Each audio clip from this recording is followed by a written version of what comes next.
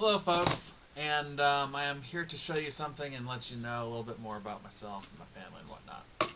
See this?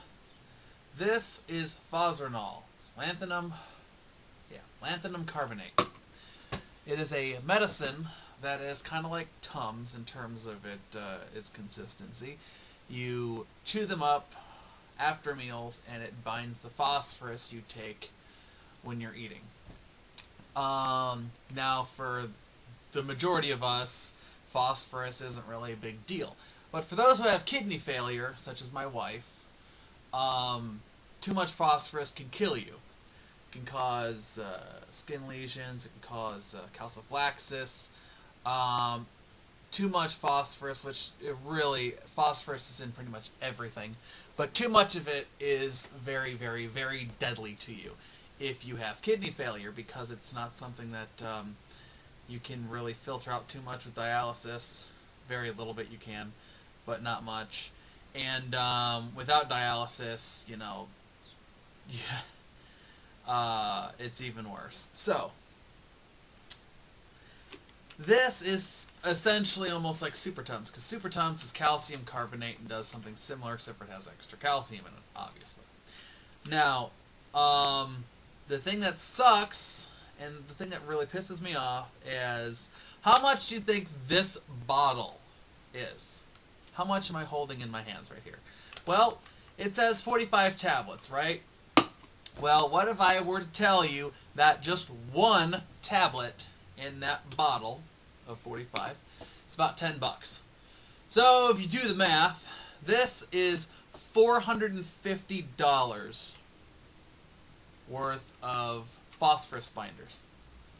And if that's not enough, these come in little boxes of 2. So that's 90 tablets. $900 for one box. And that's not even a month's supply. A month's supply is normally at least 2 to 4 boxes. Sometimes even more, depending on how much you're supposed to take. So if you do the math on that, you're looking at close to about $5,000 a month on phosphorus binders to keep you alive, because obviously you can't just not eat something.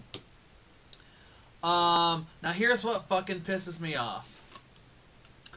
Earlier this year, my wife was informed last minute that because insurance purposes, reasons, whatnot, they're not going to cover her medicine.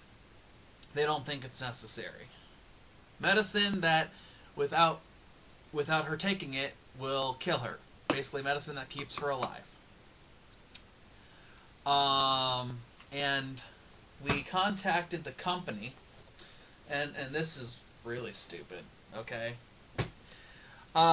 We contacted the company on it, and they're willing to try to help us out. We're trying to get everything all this squared away, but it's getting ridiculous. They sent us this little card. Okay, this card is like, yeah, you don't have to pay more than $5, and they'll cover. But if you read the fine print, it says a maximum of 150 benefit per monthly subscription. $150 is about 15 tablets in this bottle. Does this company not understand how expensive their medicine is? I mean, you'd think they would. They set the price on it. But lo and behold, I take this card in to the pharmacy and they laugh at me. They're like, yeah, that ain't gonna do jack. I mean, they don't really laugh at me, but what I'm saying is this card is a joke. Okay? And what I'm getting at is you have all these people all over the place hooked on painkillers. And painkillers are so cheap, so easy to come by. They prescribe them left and right, over and over and over again. You go to the local emergency room, at least where I'm at, and it's like, oh, my head hurts. Oh, your head hurts. Okay, here's a shot of Dilaudid and Finnegan into your IV. That should clear you up, and we'll send you out with the script of Percocet. So your head doesn't hurt as much anymore. And then, a couple weeks later they come back, oh, my head hurts. Oh, well, rinse, slather, and repeat. And here we are. I live in a town that is severely, severely addicted to heroin. I mean, this is bad. We have a movement called Hope Over Heroin. Not sure how well it's doing, but I've had people around me, luckily known that I've personally known, people I've met, that have died because of drug overdoses, some with heroin, some with other drugs mixed with prescription drugs, and it is an ongoing problem. Uh, but the medicine that is absolutely needed is priceless almost. So expensive, there would be no hope for a normal person to afford this. And, you know, my wife, like as I said before, she has kidney failure, end-stage renal disease. She goes in dialysis 3 days a week just to live. And it's barely living. Anyone who, unless if you are familiar with someone who goes through it, or go through it yourself, you don't really understand how difficult that is. 3 hours or more sometimes, strapped into a machine, 2 needles, about the size of Capri Sun straws, are either stuck in your arm, on your wrist, or your bicep near, depending on where they place your access, or you still have a catheter in your chest that comes out, and they do it that way. And these treatments, without insurance, is like $60,000 a month, roughly. Which that's a lot of money.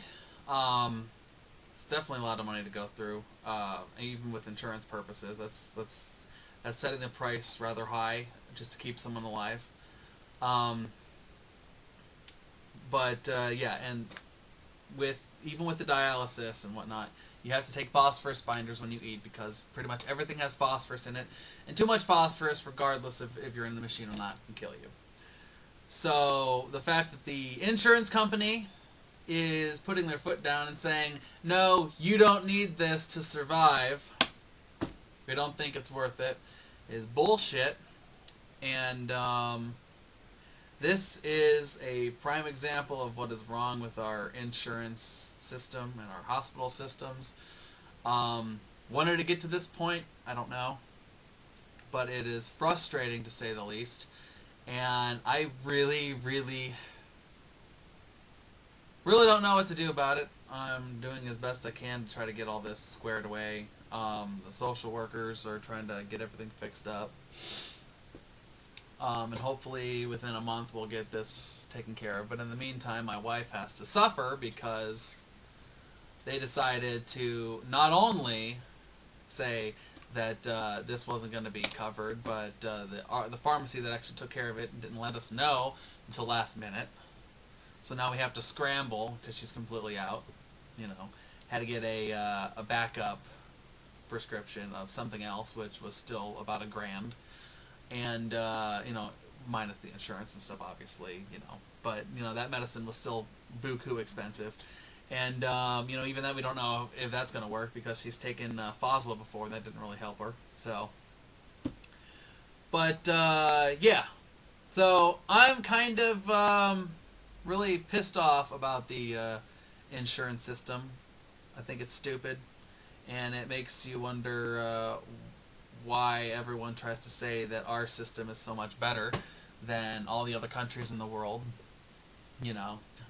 Tell me again how our system is better than Britain, France, Canada, all that, because I don't see it. And frankly, I'm getting fed up with it, and it just makes me wish that I did not live here, because we live in a society where insurance companies kill so many people. No one bats an eye because, oh, that's not our fault, even though they're not wanting to pay for life-saving medicine. They're not wanting to pay for life-saving treatments. They basically say who lives and who dies because, you know, everyone has a price on their head. And sometimes the price isn't what they feel is worth it, so they don't want to deal with it. So all I have to say is those insurance companies can go stick it.